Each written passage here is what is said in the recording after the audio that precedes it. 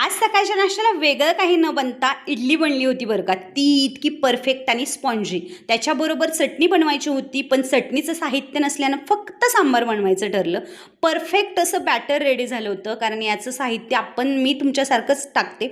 म्हणजे 1 कप उडीद डाळ, 3 कप तांदूळ असं काहीसं. आता सांबार बनवायचं म्हटलं ना, तर झटपट कसं बनवायचं, एका कुकरमध्ये स्वच्छ धुवून घेतलेली उडीद डाळ टाकायची, कांदा, टोमॅटो, मिरची, लसूण आणि स्वच्छ शेवग्याच्या शेंगा टाकायच्या, हळद टाकायची, थोडंसं मीठ टाकायचं आणि पाणी टाकून अगदी 2-3 शिट्ट्या घ्यायच्या.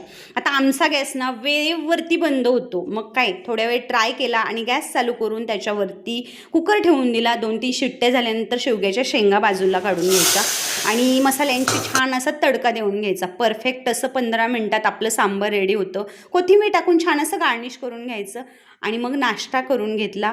तेवढ्यात आमच्या यांनी आज चिकन आणलं होतं, कारण संध्याकाळी पाहुणे येणार होते म्हणून. त्यासाठीच मॅरिनेट करण्यासाठी हळद मीठ लावून मी फ्रीजमध्ये ठेवलं होतं. मसाला काढून घेतला.